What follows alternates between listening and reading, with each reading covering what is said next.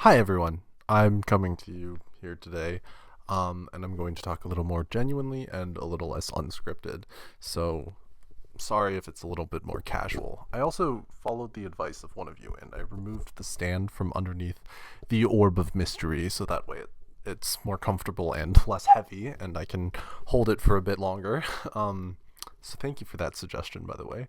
Um, I just wanted to go and say thank you for 100 subscribers. I really appreciate the support, and I can't believe that it has happened in 3 days. That is ridiculous. That is amazing. And I can't believe that I have hit 100 subscribers in that period of time. I've had other YouTube channels in the past where I've done like gaming videos where I played Roblox and Minecraft, and oh my god, it took months to even get a fraction of that kind of traction on any of those videos, um thank you so much. So I decided through a few books that I enjoy reading, if that's your type of thing. I know not many people like reading nowadays, but these books are so special to me. I read them growing up. I've read them again. One of them I've just been introduced to, but I knew the comic creator for a lot longer, XKCD. He's a very technical person. His name is Randall Monroe is like real life name, but he runs this web comic called XKCD, and he has this book that I got from the library that actually inspired me to start the YouTube channel called How To. This book is fantastic and amazing, and I highly recommend that you get it or read it. And it is available at a lot of local libraries. It's part of his What If series. He wrote What If 1, What If 2, and then How To. They're all excellent books.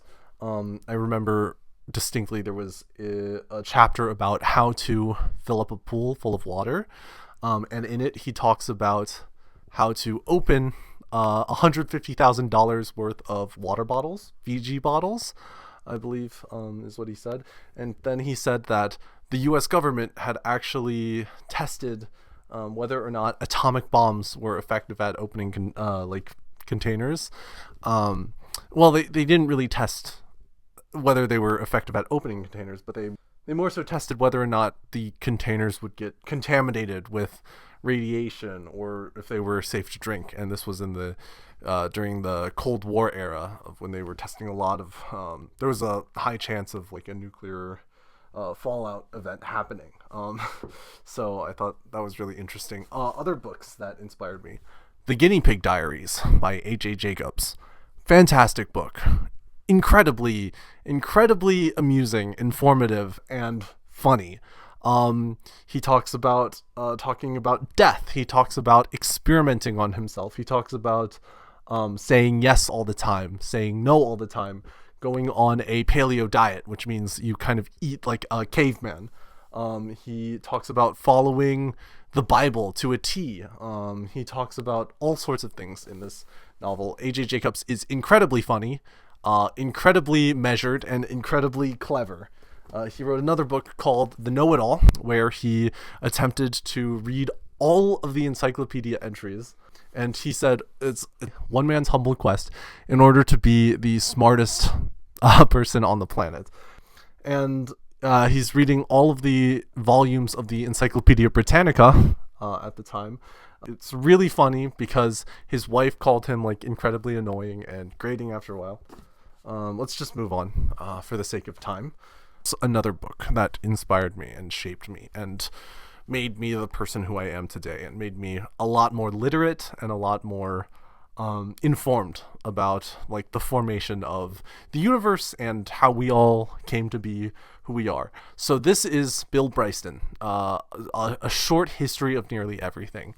And this book is amazing. It not only details like the start of everything with the Big Bang, the background radiation, new theories on how we came to be, but it also talks about evolution, it talks about science, it talks about psychology, it talks about how humans like started to take over the earth and dominate as an animal species.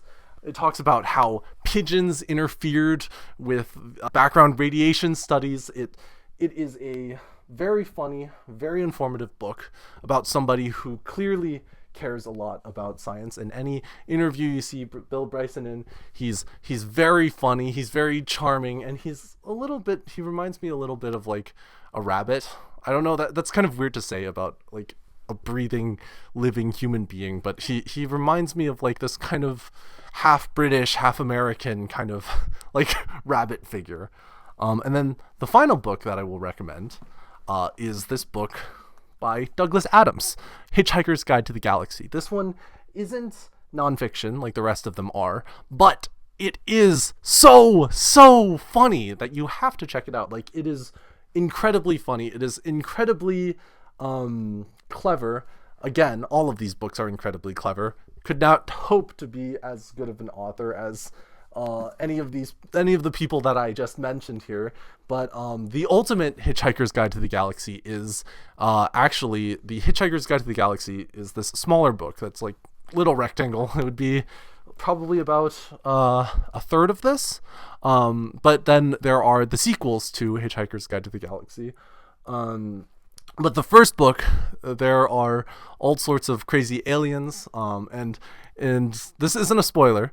The start of the book is about the Earth getting destroyed and vaporized and like killing everyone he knows, and it's very, very funny. He tells it in a way that is like the destruction of Earth is almost like just a construction accident. It's just the aliens saying, well, you could have brought it up with your councilman, but now we gotta blow up the planet.